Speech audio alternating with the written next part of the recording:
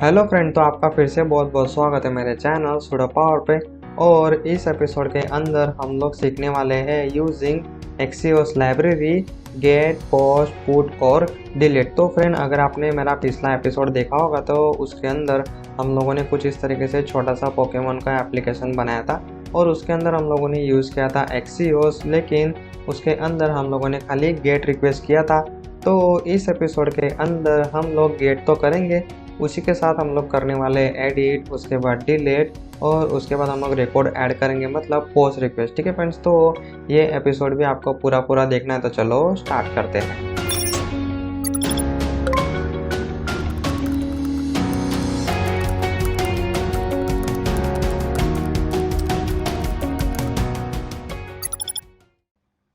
तो फ्रेंड, अभी आ जाओ डायरेक्टली VS कोड के अंदर और अभी आप देख सकते हो मैंने 217 नंबर का जो एपिसोड था उसका मैंने कोड यहाँ पे ओपन करके रखा है। तो उसके अंदर हम लोगों ने कुछ इस तरीके से यूज़ किया था फेच API, जिसके अंदर हम लोग को बॉडी के अंदर जेसन स्ट्रिंगिफाई हम लोग को करना पड़ता था, हेडर हम लोग को पास करना पड़ता था। तो ये सब चीज़ें हम लोग को एक्सियोस के अंदर नहीं करना पड़ता। तो ये जो 217 नंबर का जो एपिसोड है, ये अगर आपने नहीं देखा है तो वो देख लो, उसके अंदर आपको फेच API सीखने के लिए मिलेगा। तो अभी हम लोग क्या करने वाले, तो ये सेम टू सेम कोड मैं अभी यूज़ करने वाला हूँ और जहाँ पे हम लोगों ने यूज़ किया है फेच, वहाँ पे हम लोग यूज़ करेंगे एक्सियोस लाइब्रेरी। तो फ्रेंड, सबसे पहले ये जो 217 नंबर का एपिसोड है, ये जो कोड है, इसको मैं पहले आपको रन करके दिखाता हूँ तो आपको आइडिया आएगा कि किस तरीके से हमारा जो UI है और जो ऑपरेशन है वो दिखने वाला है। तो सबसे पहले तो मैंने Node.js की API स्टार्ट करके रखा है,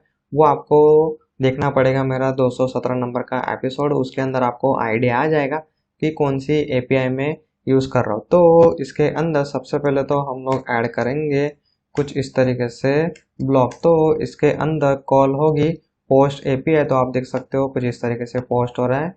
इसके अंदर हम लोग पेलोड पास कर रहे हैं, लेकिन इसके अंदर हम लोगों ने यूज़ किया था फेच फंक्शन। ठीक है फ्रेंड्स, तो उसी तरीके से हम लोग एडिट भी कर सकते हैं। अगर हम लोग को एडिट करना हो तो एडिट हो गया, उसी तरीके से यहाँ पे डिलीट भी हो रहा है। तो ये जो 217 नंबर का एपिसोड है उसके अंदर हम लोगों ने कुछ इस तरीके से फेच का यूज़ किया था। पोस्ट के लिए, पुट के लिए, गेट के लिए भी हम लोगों ने फेच का यूज़ किया था। उसी तरीके से मैं आपको डिलीट का भी दिखा देता हूँ। तो आप देख सकते हो यहाँ पे फेच के अंदर यहाँ पे मेथड है डिलीट। तो यही कोड मैं अभी सिंपली करता हूँ कॉपी, और मैंने यहाँ पे एक नई फाइल बना के रखा है index220। तो इसके अंदर सिंपली मैं उसको पेस्ट कर देता हूँ और ये जो फाइल है इसका टाइटल मैं पहले रीनेम कर देता हूँ और इसको हम लोग रन करते हैं। उससे पहले मैं बॉडी के अंदर बैकग्राउंड दे देता हूँ, तो आपको थोड़ा डिफरेंशिएट पता चलेगा। तो कुछ इस तरीके से मैं कलर रख देता हूँ और इसको हम लोग करते हैं सेव, रन करके देखते हैं। तो फ्रेंड, अभी आप देख सकते हो कुछ इस तरीके से हमारी फाइल रन हो गई है 220.html। ठीक है फ्रेंड्स, तो इसके अंदर अभी भी फेच का कोड पड़ा हुआ है। तो इसके अंदर अभी हम लोग डालने वाले हैं एक्सियोस। तो फ्रेंड, अगर आपने मेरा पोकेमोन वाला एपिसोड देखा होगा तो उसके अंदर हम लोगों ने कुछ इस तरीके से यूज़ किया था एक्सियोस लाइब्रेरी। तो उसके अंदर हम लोग को जो लाइब्रेरी होता है वो कुछ इस तरीके से हम लोग को इंक्लूड करना पड़ता है। तो इसको हम लोग CDN बोलते हैं। तो वो लिंक आपको यूज़ करना है। तो ये जो जावास्क्रिप्ट है वो इस सर्वर से आपके पेज के अंदर डाउनलोड होगा और ये जावास्क्रिप्ट में से आपको कुछ इस तरीके से एक्सियोस वाला फंक्शन आपको मिल जाएगा। ठीक है फ्रेंड्स, तो ये जो GS है ये आपको आपके HTML पेज के अंदर बॉडी के नीचे कुछ इस तरीके से आपको सिंपल ऐड कर देने। तो मैंने जो पिछला एपिसोड था ओके API.html, वहाँ से मैंने कॉपी किया और जो अभी हमने नई फाइल बनाया index220, उसके अंदर मैंने उसको रख दिया। तो अभी ये जो फाइल है इसके अंदर वो जो एक्सियोस लाइब्रेरी का जो फंक्शन है वो उसको हम लोग सिंपली यूज़ कर सकते हैं। और फ्रेंड, इस एपिसोड के अंदर हम लोग यूज़ कर रहे हैं Node.js की API, जो मैं ऑलरेडी 217 नंबर के एपिसोड के अंदर बता चुका हूँ, लेकिन इसके अंदर मैं फिर से बता देता हूँ। सिंपल आपको मेरा जो जावास्क्रिप्ट कोर्स वाला जो रिपो है उसको आपको क्लोन करना है। उसके अंदर एपिसोड फोल्डर के अंदर जाना है, उसके अंदर नोड फोल्डर के अंदर जाना है और उसके अंदर सिंपल कमांड आपको लिखना है नोड, उसके बाद index.js उससे पहले आपको नोड जेएस आपके कंप्यूटर के अंदर पीसी के अंदर आपको इंस्टॉल कर लेना है। उसके बाद सिंपल ये कमांड लिखने के बाद सिंपल इंटर करो तो आपका नोड जेएस का सर्वर स्टार्ट हो जाता है। तो कुछ इस तरीके से हम लोग को एंड पॉइंट मिल जाएगा। ठीक है फ्रेंड्स, तो ये सब चीज़ें मैं काफ़ी डीपली बता चुका हूँ पिछले एपिसोड के अंदर। तो 217 नंबर का एपिसोड, उसके बाद पोस्टमैन वाला एपिसोड, उसके बाद जो पिछला एपिसोड है पोकेमन वाला, एक्सियोस वाला, वो भी आपको अच्छे से देखना है। मतलब आपके जो बेसिक जो चीज़ें हैं वो अगर क्लियर होगी उसके बाद ही आपको ये वाला एपिसोड समझ में आएगा। तो इसलिए पिछले एपिसोड देखना है और उसकी अच्छे से आपको प्रैक्टिस जरूर जरूर करना है। तो फ्रेंड, इस एपिसोड के अंदर जो पूरा HTML जावास्क्रिप्ट का जो कोड है वो मैं 217 नंबर वाला जो एपिसोड है उसी का यूज़ कर रहा हूँ, क्योंकि हम लोग को सारी चीज़ें ऑलरेडी हम लोगों ने उसके अंदर ऐड किया हुआ है। हम लोग को खाली क्या करना है, जो एपीआई फैच हो रहा है खाली वही कॉन्सेप्ट हम लोग को अपडेट करना है। तो सिंपल जहाँ पे भी मैंने फैच यूज़ किया है वहाँ पे अभी हम लोग यूज़ करने वाले हैं एक्सियोस। तो सिंपल अभी मैं क्या करता हूँ, तो ये जो फैच वाला जो कोड है उसको पहले तो मैं कमेंट में रख देता हूँ। मैंने उसको एक्चुअली कॉपी भी कर लिया था, तो मैं पेस्ट कर देता हूँ और इसके अंदर मैं अभी लिखता हूँ एक्सियोस। तो फ्रेंड, ये जो एक्सियोस है उसके अंदर हम लोग को अलग अलग पैरामीटर प्रॉपर्टी हम लोग को पास करना होता है। तो सबसे पहले हम लोग पास करते हैं यूआरएल, और इस यूआरएल के अंदर हम लोग को हमारा जो एपीआई का एंड पॉइंट है वो हम लोग को पास करना है, जो हम लोगों ने एपीआई यूआरएल वेरिएबल के अंदर स्टोर किया है। तो वही मैं यहाँ पे सिंपल पास कर देता हूँ। उसके बाद हम लोग को पास करना होता है कुछ इस तरीके से बॉडी। ठीक है फ्रेंड्स, तो बॉडी के लिए ये जो एक्सियोस जो फंक्शन है उसके अंदर आती है की डेटा। ठीक है फ्रेंड्स, तो इसके अंदर आप बॉडी नहीं लिख सकते, वो काम नहीं करेगा, क्योंकि ये जो लाइब्रेरी जिन्होंने भी डिजाइन किया है उन उसके अंदर उन लोगों ने ऐसा कोड लिखा है कि अगर आपको बॉडी पास करना होगा तो की जो होगी डेटा जो प्रॉपर्टी है उसके अंदर आपको बॉडी पास करना है। तो अभी जो डेटा हम लोग को पास करना है वो हम लोगों ने ब्लॉक वेरिएबल के अंदर स्टोर किया है। तो सिंपल हमारा जो भी जेसन ऑब्जेक्ट होगा वो डायरेक्टली हम लोग डेटा के अंदर कुछ इस तरीके से पास कर सकते हैं। लेकिन जो फैच फंक्शन था उसके अंदर हम लोग को पहले तो बॉडी प्रॉपर्टी हम लोग को यूज़ करना पड़ता है, उसके बाद जेसन डॉट स्ट्रिंगिफाई भी हम लोग को कंपलसरी करना पड़ता था। तो ये सब चीज़ें हम लोग को एक्सियोस के अंदर नहीं करना पड़ता, तो इसलिए हम लोग एक्सियोस यूज़ करते हैं। और जो मार्केट के अंदर जो भी मतलब प्रोफेशनल सॉफ्टवेयर डेवलपर है, रिएक्ट जेएस डेवलपर है, व्यू जेएस के डेवलपर है, वो अभी यूज़ करते हैं एक्सियोस लाइब्रेरी। ठीक है फ्रेंड्स, तो इसलिए मैं ये कॉन्सेप्ट आपको सिखा रहा हूँ। मतलब कोडिंग के साथ साथ जो भी हम लोग सॉफ्टवेयर डेवलपमेंट के अंदर टूल्स, ट्रिप्स और ट्रिक जो भी हम लोग यूज़ करते हैं वो भी मैं आपको सिखाता हूँ। तो अभी इसके अंदर हम लोग को पास करना है मेथड। तो मेथड हम लोगों ने ये मेथड वेरिएबल के अंदर स्टोर करके रखा है, तो वही मैं अभी यहाँ पे यूज़ करता हूँ। तो फ्रेंड, यहाँ पे अभी हमारा दोनों ऑपरेशन हो गए, पुट और पोस्ट दोनों ऑपरेशन हम लोगों ने यहाँ पे कर लिए है कंप्लीट। सिंपल आप देख सकते हो एक ही लाइन के अंदर हमारा कोड हो गया।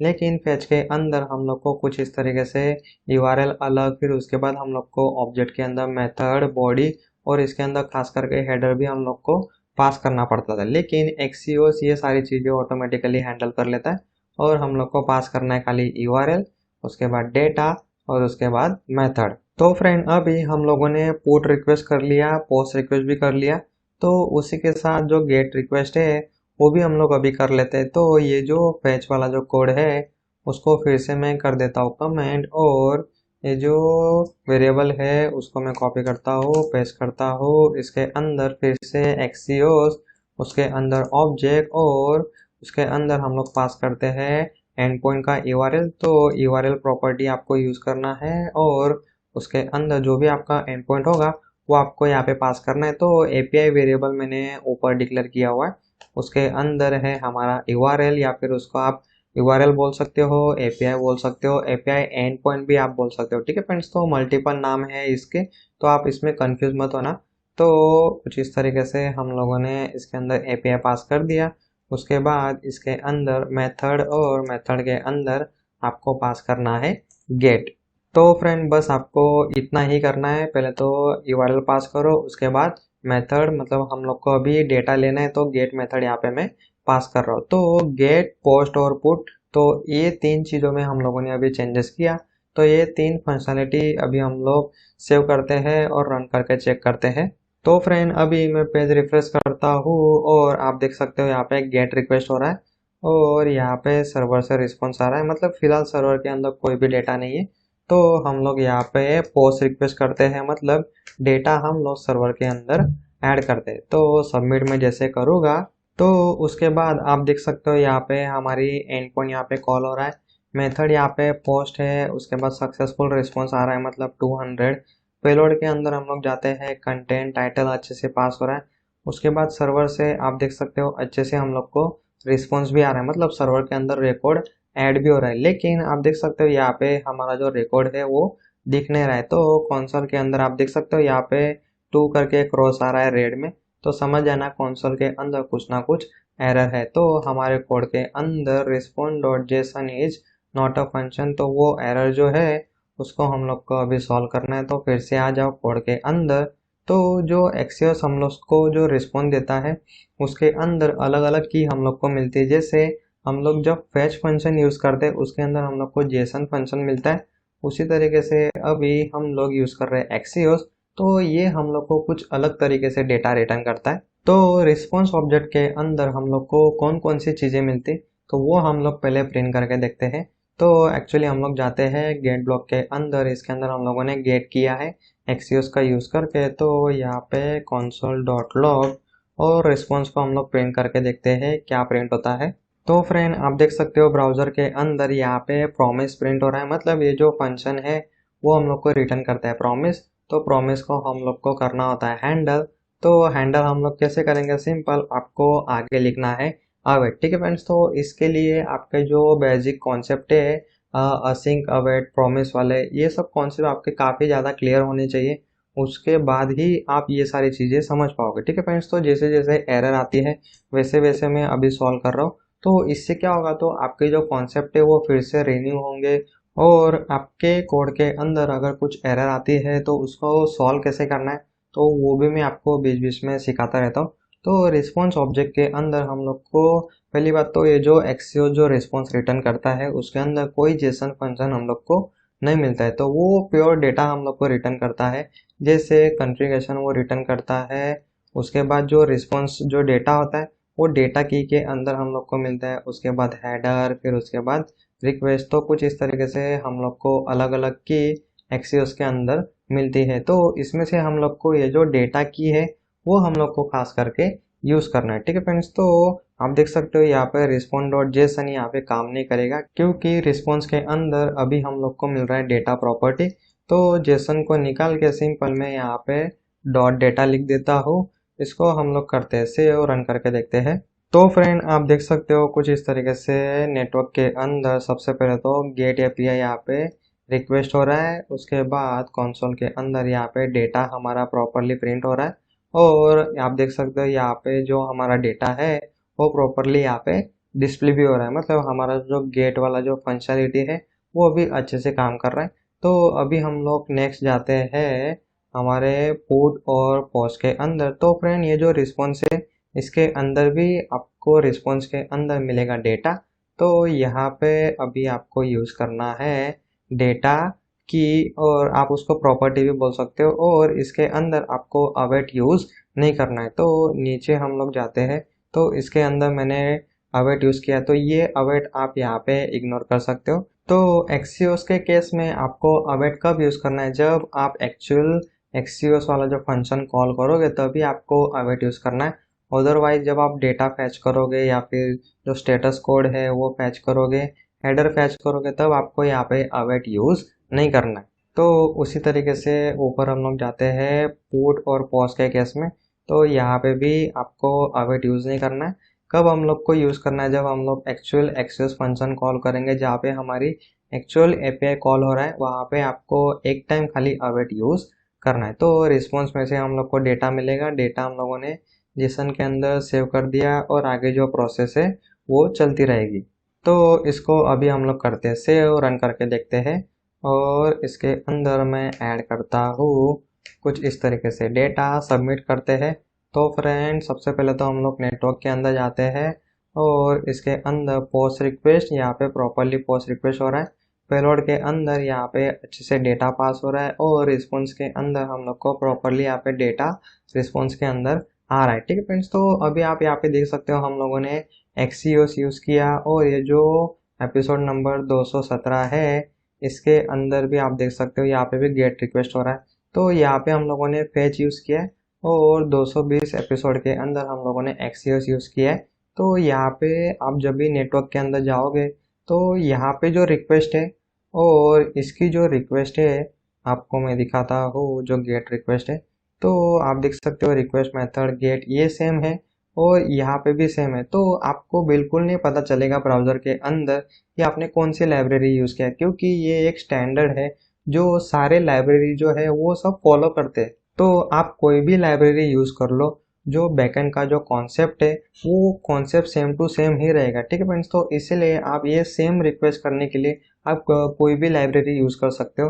तो मार्केट के अंदर ऐसे बहुत सारी लाइब्रेरी है, जैसे गॉड करके भी एक लाइब्रेरी है, उसका भी आप यूज़ कर सकते हो।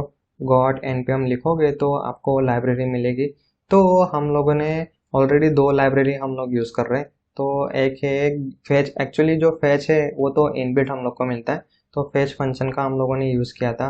अभी हम लोग यूज़ कर रहे हैं एक्सियोस लाइब्रेरी। तो ये सब एक ही स्टैंडर्ड फॉलो करते हैं और उसी स्टैंडर्ड को फॉलो करके हम लोग पूरा एप्लीकेशन हम लोग डिज़ाइन करते हैं, तो वो स्मूथली यहाँ पे पूरा काम कर रहा है। ठीक है फ्रेंड्स, तो इसलिए आपको यहाँ पे ज़्यादा सोचना नहीं कि यहाँ पे रिक्वेस्ट का डिफरेंस क्यों नहीं बताया। रिक्वेस्ट का डिफरेंस नहीं बताएगा वो, हम लोगों ने जो एक्चुअल कोड किया है वहाँ पे ही खाली आपको डिफरेंस देखने के लिए मिलेगा।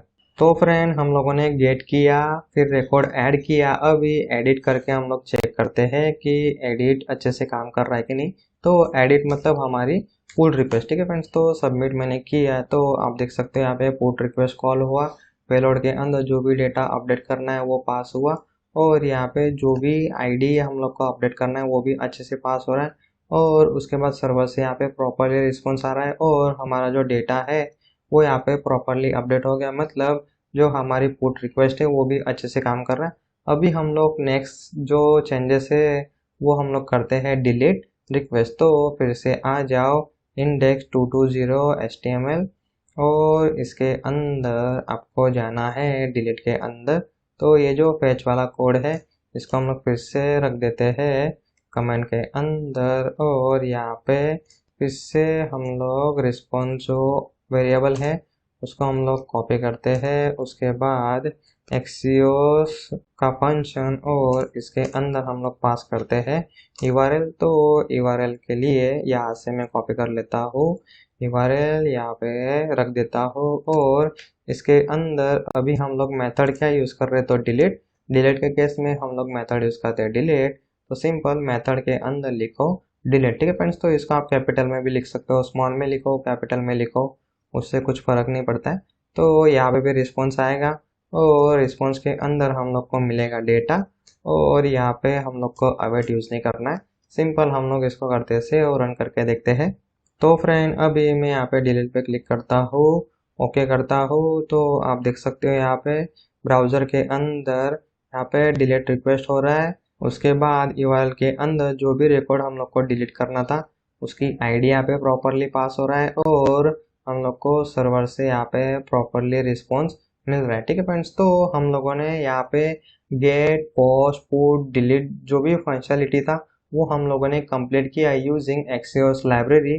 और जो पिछला एपिसोड था 217 नंबर का, तो इसके अंदर हम लोगों ने यूज़ किया था फेच फंक्शन। ठीक है फ्रेंड्स, तो इस तरीके से जितने भी मतलब कॉन्सेप्ट है जो हम लोग जावास्क्रिप्ट के अंदर यूज़ करते हैं, एक्चुअल हम लोग एप्लीकेशन जब डेवलप करेंगे तो ये सारे कॉन्सेप्ट आपको काफ़ी ज़्यादा काम आने वाले हैं। ठीक है फ्रेंड्स, तो इसीलिए आपका जो बेसिक है वो आपका अच्छे से क्लियर होना चाहिए। और मैं जैसे ही आपको एपिसोड सिखाता हूँ, जैसे जैसे मैं आपको प्रैक्टिस कराता हूँ, मतलब मैंने अगर इतना कोड लिखा तो आपको तुरंत इतना कोड लिख के प्रैक्टिस करना है। मतलब वीडियो स्टॉप कर लो, कोड लिखो, फिर वीडियो देखो, फिर स्टॉप करो, फिर कोड लिखो। तो इस तरीके से आपको प्रैक्टिस करना है। ऐसा नहीं कि पूरा वीडियो देख लिया फिर प्रैक्टिस करोगे तो उसमें थोड़ा प्रॉब्लम होगा। ठीक है फ्रेंड्स, तो 2-3 बार प्रैक्टिस करने से नहीं होगा, एटलीस्ट आपको 10-20 बार इसकी अच्छे से प्रैक्टिस करना है। उसके बाद ही आपके जो कॉन्सेप्ट है वो अच्छे से क्लियर होंगे। इसके साथ फ्रेंड आपको खेलना है। ठीक है फ्रेंड्स, तो इसमें आपको इंटरेस्ट लेना है। आपको इसको एज अ काम नहीं लेना है, आप इसके अंदर इंटरेस्ट लोगे, इसको प्यार करोगे तो आपको काफ़ी अच्छे से ये सारी चीज़ें समझ में आएगी। और फ्रेंड आपको इसके अंदर क्रिएटिविटी लाना है, मतलब मैं जितना सिखाता हूँ खाली उतना ही आपको प्रैक्टिस करके छोड़ने देना है। आपको खुद सोचना है कि आपको कौन सा एप्लीकेशन बनाना है। आप इसके अंदर बहुत सारी चीज़ें कर सकते हो, थोड़ा इंटरनेट पर रिसर्च करो। खाली मेरे जो एपिसोड है खाली उतना ही देख के उसको छोड़ मत देना, ठीक है फ्रेंड्स। तो इंटरनेट पे गूगल पे रिसर्च करो, बाकी सारे यूट्यूब चैनल भी आप देख सकते हो, उसके अंदर से भी आप अलग अलग आइडिया आपको सीखने के लिए मिलेगा, ठीक है फ्रेंड्स। तो जितना ज़्यादा आप प्रैक्टिस करोगे, जितना ज़्यादा आप इसके अंदर घुसोगे, उतना ही ज़्यादा आपको ये सारी चीज़ें सीखने में भी मज़ा आएगा।